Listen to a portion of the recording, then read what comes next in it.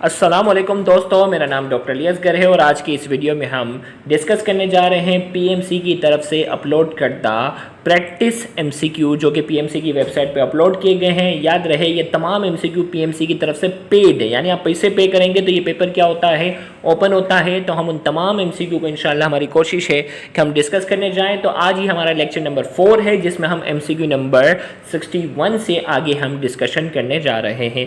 तो इसमें हमारे पास एमसीक्यू जो आज का पहला एमसीक्यू जो डिस्कस करने जा रहे हैं, उससे पहले आपसे एक बार रिक्वेस्ट करेंगे कि अगर आपने अब तक हमारे इस चैनल को सब्सक्राइब नहीं किया जो कि सिंधबोर्ड टीचिंग के नाम से है, तो काइंडली आज ही आप हमारे इस चैनल को सब्सक्राइब करें और साथ ही साथ बेल आइकन को लाजमी क्लिक करें ताकि हमारी अपलोड करदा तमाम इंपॉर्टेंट वीडियोस की नोटिफिकेशन भी आपको रिसीव हो सके।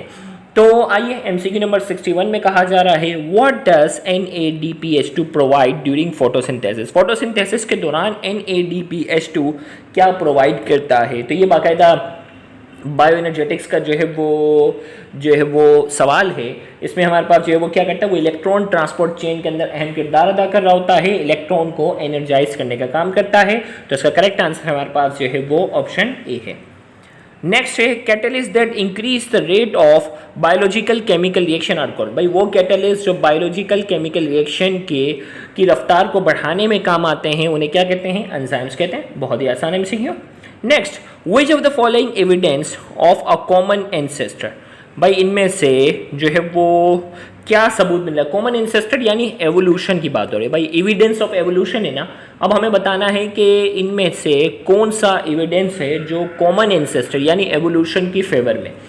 सबसे पहले ऑप्शन ए, मॉर्फोलॉजिकल सिमिलरिटीज। हाँ बिल्कुल, मॉर्फोलॉजिकली सिमिलरिटीज शो करती हैं कि इनके एंसेस्टर एक होंगे। फॉसिल रिकॉर्ड्स, पुराने ज़माने के जो फॉसिल्स मिलते हैं उससे हमें पता चलता है। वेस्टिजियल कैरेक्टरिस्टिक्स, वेस्टिजियल ऑर्गन वो होते हैं जो हमारे से पहले ज़माने की जनरेशन के अंदर वर्किंग करते थे, लेकिन अब वक्त के साथ साथ वो ऑर्गन जो है वो सही तरीके से वर्क नहीं करते, वो वेस्टिजियल ऑर्गन कहलाते हैं।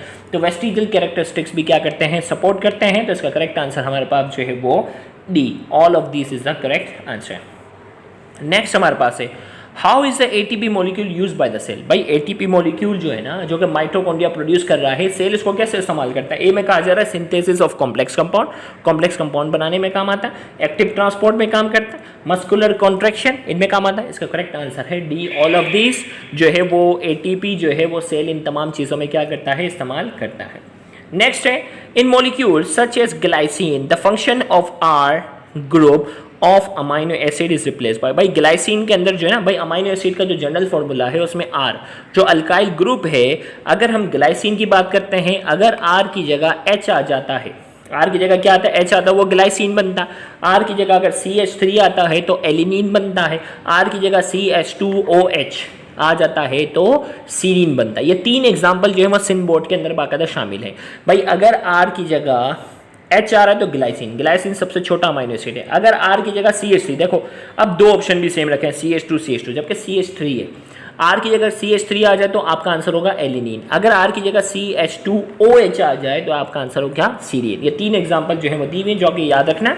तो यहाँ पूछा गया है कि ग्लाइसिन में आर की जगह क्या आता है, तो आपका आंसर है एच। नेक्स्ट है, all DNA virus replicate in the nucleus.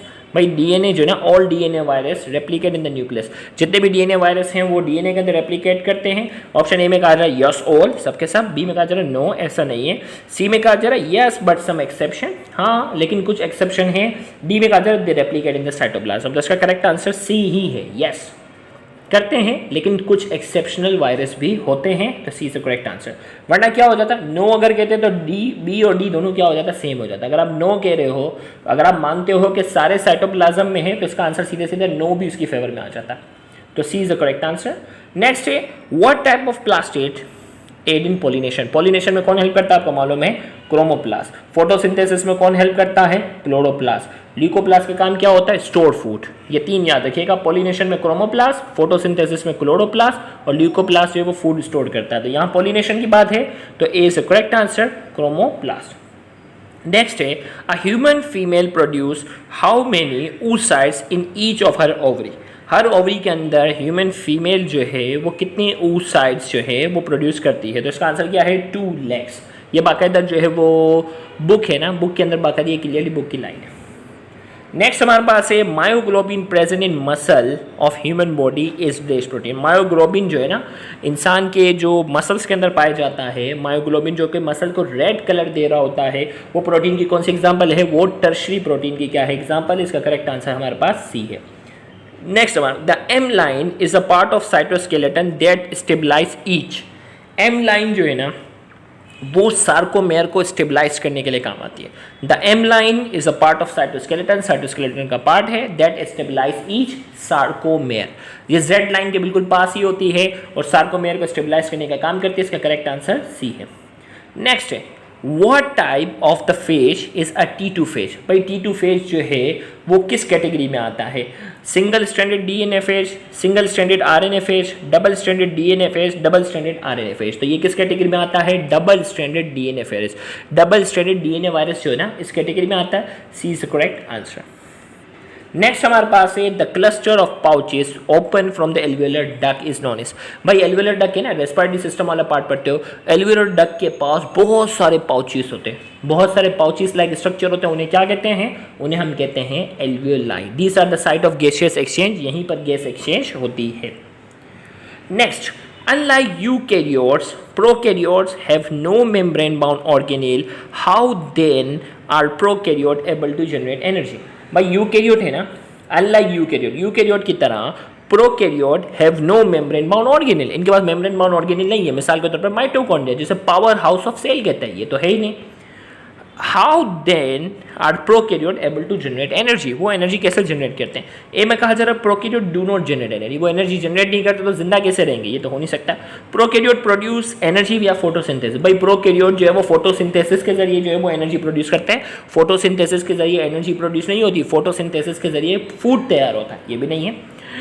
Prokaryote have specialised mitochondria. इनके पास एक स्पेशलाइज्ड माइटोकॉन्ड्रिया होता है। भाई माइटोकॉन्ड्रिया ही नहीं होता, चाहे वो स्पेशलाइज हो अनस्पेशलाइज हो, होता ही नहीं है। D, prokaryotes generate proton gradient across their plasma membrane. Plasma membrane के जरिए वो क्या करते हैं? रेस्पिरेशन करते हैं और एनर्जी क्या करते हैं? प्रोड्यूस करते हैं। लिहाजा इस एमसीक्यू का करेक्ट आंसर हमारे पास डी है। Next, a disease caused by the absence of a lysosomal lysosomal enzyme responsible for lipid catabolism। वो डिजीज जो कि लाइसोसोमल एंजाइम की डिस्टर्बेंस की वजह से होती है। अब ए में कहा जा रहा है टेसेक डिजीज, फिनाइलकीटोन्यूरिया, लाइनफेल्टर सिंड्रोम, डाउन सिंड्रोम। भाई लाइनफेल्टर तो ह्यूमन सेक्सुअल डिसऑर्डर है। डाउन सिंड्रोम क्या है? ट्राइसोमी ऑफ क्रोमोसोम 21 है। फिनाइलकीटोन्यूरिया जो है वो एंजाइमेटिक डिसऑर्डर है। तो लाइसोसोमल एंजाइम्स का जो ताल्लुक है वो किससे है? टेसेक डिजीज। किससे है? टेसेक डिजीज है। 3 है ना इसमें, एक टेसेक डिजीज भी शामिल है, लाइसोसोमल स्टोरेज डिजीज। तो A is the correct answer. Next हमारे पास है which type of reflex arc affect inner organ. इनमें से कौन सी रिफ्लेक्स आर्क है जो इनर ऑर्गन को अफेक्ट करती है? याद रखिएगा हमारी जो एक्सटर्नल ऑर्गन जो ज़्यादातर है ना वो सोमेटिक नर्वस सिस्टम के कंट्रोल में, और इनर जैसे डाइजेस्टिव सिस्टम वगैरह की अगर हम बात करते हैं ना, ये ज़्यादातर क्या है? ऑटोनोमिक नर्वस सिस्टम के कंट्रोल में। तो यहाँ पूछा जा रहा है which type of reflex arc affect inner organ. Inner organ को कौन सी रिफ्लेक्स आर्क जो है वो अफेक्ट करती है? तो इसका आंसर जो है वो क्या है? Autonomic reflex arc. क्या है?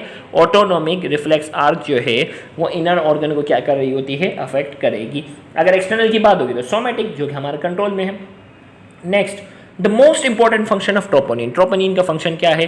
Bind with actin, bind with calcium ions, bind with tropomyosin. ये तीनों इसके जो बहुत इंपॉर्टेंट काम है, लिहाजा इसका करेक्ट आंसर हमारे पास जो है वो डी है, ऑल ऑफ दीज। नेक्स्ट है the animal in which there are separate male and female individual are called. अब देखो क्या कह रहा है? The animals in which there are separate male and female, जिसमें मेल अलग होता है फीमेल अलग होता है, उन्हें क्या कहते हैं?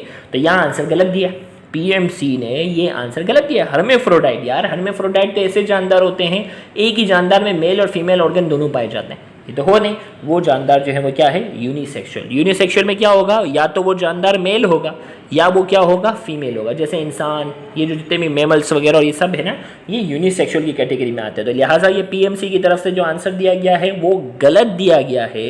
इसका करेक्ट आंसर हमारे पास क्या है? यूनिसेक्सुअल है। नेक्स्ट है fertilization of ovum occur during which of the following. भाई फर्टिलाइजेशन जो है वो ओवम की फर्टिलाइजेशन कहाँ होती है? In uterus, in ovary, in distal part of oviduct, in proximal part of oviduct. तो इसका करेक्ट आंसर हमारे पास क्या है? In proximal part of oviduct. Proximal part of oviduct के अंदर जो है वो ओवम की क्या होती है? फर्टिलाइजेशन होती है। Next, which of the following statement correctly describe the tobacco mosaic virus? इनमें से कौन सा स्टेटमेंट है जो टोबैको मोज़ेक वायरस को करेक्टली डिस्क्राइब कर रहा है? तो इसका करेक्ट आंसर हमारे पास क्या है? RNA virus. ये आरएनए वायरस की एक टाइप है।